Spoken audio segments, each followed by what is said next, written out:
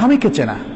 স্ত্রীদের উচিত হচ্ছে স্বামী কি পছন্দ করেন, যেহেতু স্বামী আপনার প্রিয়জন, আপনি স্বামীকে কাউন্টার পার্ট হিসেবে দেখবেন না, তিনি আপনার প্রতিদ্বন্দ্বী নন। সুখী পরিবারের মধ্যে স্বামী হচ্ছে স্ত্রীর প্রিয়তম ব্যক্তি। অতএব স্বামী কি পছন্দ করেন, স্বামী কি পছন্দ করেন না, এটা স্ত্রীকে জানতে হবে। এখানে ছোট্ট একটা গল্প আপনাদের সামনে বলছি। এই গল্পটা উল্লেখ করেছেন মাজান আল ফুরাই। তিনি বলছেন, একজন স্বামী তার বন্ধুকে বলল যে আমি 20 বছর ধরে সংসার করছি, অথচ আমার স্ত্রীর মধ্যে আলহামদুলিল্লাহ এমন কিছু দেখিনি যা আমাকে রাগান্বিত করে। তখন বন্ধু খুব আশ্চর্য হয়ে বলল, কিভাবে এটা সম্ভব, কিভাবে করলে বলো তো দেখি, পুরো ঘটনাটাই আমাকে খুলে বলো। তখন স্বামী বললেন যে আমি যখন বিবাহ করলাম, প্রথম রাতে আমার স্ত্রীর কাছে গেলাম, তার দিকে আমার হাতটা একটু বাড়িয়ে দিলাম, সৌহার্দ্যের হাত, মমতার হাত বাড়িয়ে দিলাম।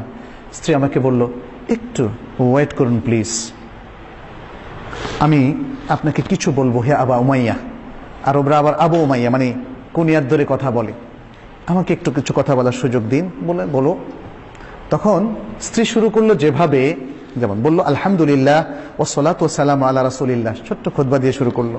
বললো আমি আপনার কাছে এমন একজন অপরিচিত মহিলা, আমাদের বিবাহবন্ধন হয়েছে আজকে প্রথমবারের মতো আমাদের সাক্ষাৎ হচ্ছে, সুতরাং এখনো তো পরিচিতি আমাদের ফুল হয়নি, আমি জানি না আপনার কি আখলাক, আমাকে আপনি বলুন যে আপনি কি পছন্দ করেন, তাহলে সেটি আমি করব, আর আমাকে বলুন আপনি কি অপছন্দ করেন, তাহলে সেটি আমি বর্জন করব। এভাবে এতটুকু কথা বলে তিনি কি বললেন, যেটা আমরা খুতবায় বলি, আকুলু কাউলি হাদা ওয়া আস্তাগফিরুল্লাহ লি ওয়া লাক, আমি আমার এই কথাটা আপনার সামনে পেশ করলাম, আর আপনার জন্য আমার জন্য আল্লাহর কাছে আমি ইস্তেগফার করছি। সুবহানাল্লাহ। অনেকে হয়তো বলবেন, আরে এটা তো দেখি ওয়াজ করতেছে বাসর রাতে, এটা তো অস্বাভাবিক রকম লাগতেছে। বাসর রাতে আমরা শুনি অন্যরকম সোহাগী কথাবার্তা, যেটা সাহিত্যের মধ্যে, গল্পের মধ্যে, উপন্যাসের মধ্যে আমরা পড়ি। আমি এখানে আমার থেকে অ্যাড করছি, সেটা হলো দেখেন, গল্প উপন্যাস আমাদের চিন্তা চেতনা কালচার পাল্টে দিয়েছে। এই যে মহিলা, অত্যন্ত বিদুষী মহিলা, অত্যন্ত দিনদার মহিলা, সে যে কথাটা বললেন, এটা আমাদের কাছে বলে কেমন ওয়াজ ওয়াজ কথাবার্তা, বিয়ের মধ্যে আবার এগুলো বলে নাকি? কারণ আমরা যে গল্প, সাহিত্য, যে আচার অনুষ্ঠানে অভ্যস্ত হয়েছি, এটা মানুষের তৈরি করা, সেগুলো আমাদের কালচার পরিবর্তন করে দিয়েছে। এই সুন্দর দিনদারি আমাদের থেকে একদম ছিনিয়ে নিয়ে গিয়েছে। মহিলা আজকে এত সুন্দর কথা বললেন। স্ত্রী ওই বন্ধুকে বলছে, আমার স্বামী বললেন, আমার স্ত্রীর কাছে যখন আমি এই কথাটা শুনলাম, ভাবলাম যে আরে এটা তো দেখি অত্যন্ত সুন্দর কথা, তাহলে তো আমাকেও একটা ভাষণ দিতে হবে।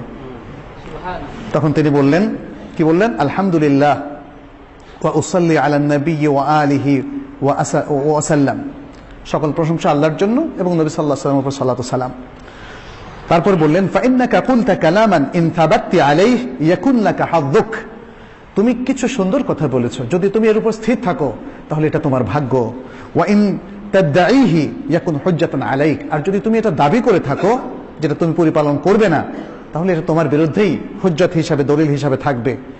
তাহলে জেনে রাখো আমার এই জিনিসগুলো পছন্দ, এই জিনিসগুলো অপছন্দ, আর মনে রেখো আমার যদি কোনো সুন্দর কিছু তুমি পাও, সুন্দর কোনো অভ্যাস, তাহলে সেটা তুমি প্রচার করো, আর যদি খারাপ কিছু দোষ তুমি খুঁজে পাও সেটা তুমি গোপন রেখো।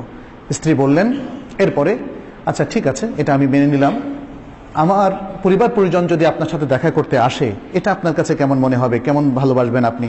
বলল যে খুব বেশি জিয়ারত করুক এটা আমি চাই না, মাঝে মাঝে করতে পারে। এরপরে তিনি বললেন, স্ত্রী জিজ্ঞেস করলেন যে আপনার প্রতিবেশীদের মধ্যে আপনার ঘরে কারা কারা আসুক বলে আপনি মনে করেন এবং কাদেরকে আপনি নিষেধ করেন? তখন তিনি বললেন যে আমার প্রতিবেশীদের মধ্যে এরা খুবই সজ্জন ব্যক্তি, এরা আমাদের বাসায় আসতে পারে, আর এরা অসৎ, এরা আমাদের বাসায় আসবে না।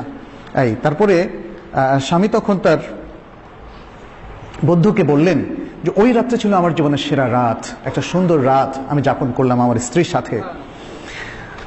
এরপরে আরেকটা ঘটনা তিনি বললেন যে 1 বছরের মাথায় এভাবে চললো, আমি আমার স্ত্রীকে খুব ভালো স্ত্রী হিসাবে পেয়েছি, এবং তারপর আমার শাশুড়ি একদিন 1 বছরের মাথায় আমি এসে দেখলাম আমার বাসা আসলেন, আমাকে জিজ্ঞেস করলেন যে তোমার স্ত্রীকে তুমি কেমন পেয়েছো? আমি বললাম অত্যন্ত ভালো স্ত্রী হিসাবে আমি পেয়েছি, যিনি আপনার কন্যা। তারপর আমার শাশুড়ি আমাকে বললেন, হে আবু উমাইয়া, কিছু নসিহত করলেন, দেখো ছেলেরা বা পুরুষেরা তাদের ঘরে তাদের প্রিয়তমা স্ত্রীর কাছে কখনোই অকল্যাণকর কিছু পায় না। সুতরাং তুমি তোমার সেই স্ত্রীকে কিছু আদব শেখাও, কিছু শেখাও এবং তাকে তুমি ভদ্র করো, শালীন করো, সুন্দর করো।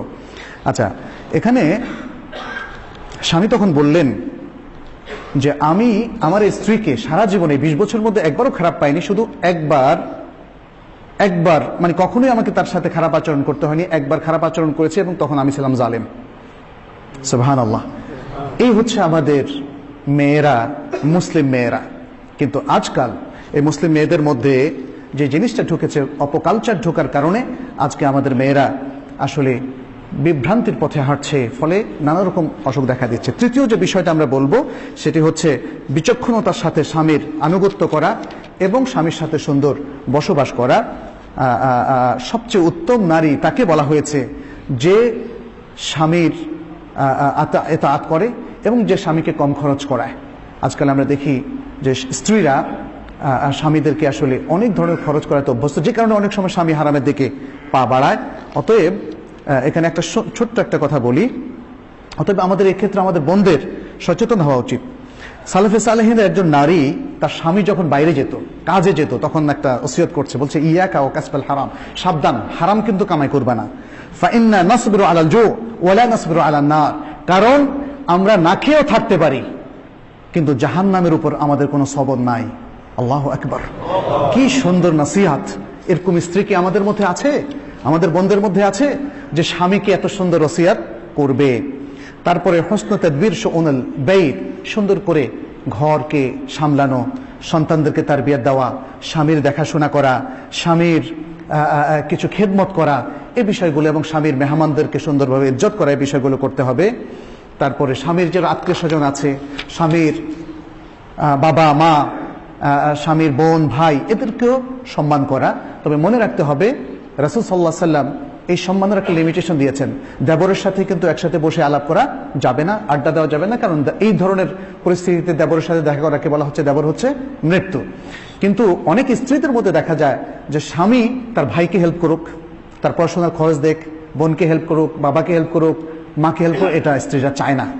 এটা বড় ধরনের দোষ এবং এই কারণেও অনেক অশান্তি তৈরি হয়। আমরা আশা করব সেটা আমাদের বোনেরা সেটা সামলে নেবেন। এরপর আরেকটি হচ্ছে স্বামীর সবকিছুতে, ভালো মন্দ সবকিছুতে তার সাথে শেয়ার করা, যেভাবে খাদিজা শেয়ার করেছিলেন। ওহী নাজিলের পরে তাকে সান্ত্বনা দিয়েছিলেন, সাহস জুগিয়েছিলেন, বিপদে তার সাথে দাঁড়িয়েছিলেন। এবং সে আবি তালেবে যখন তাকে অন্তরীণ করা হয় 3 বছর, তখনও কে ছিলেন? খাদিজা ছিলেন। সুবহানাল্লাহ। আমাদের স্ত্রীরা এভাবে আমাদের স্বামীদের কাছে যদি দাঁড়ান, তাহলে সুন্দর সুখী ফ্যামিলি হতে পারে।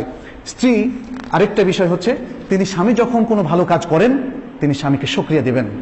স্বামী যেমন স্ত্রীকে বলতে পারে যে আমি তোমাকে সত্যি খুব ভালো জানি, ভালোবাসি, এরকম স্ত্রীও কিন্তু সে একই কথা স্বামীর সামনে পেশ করবেন। স্বামী ভালো কিছু করলে, ভালো সুন্দর শাড়ি নিয়ে আসলে তিনি থ্যাঙ্কস দেবেন।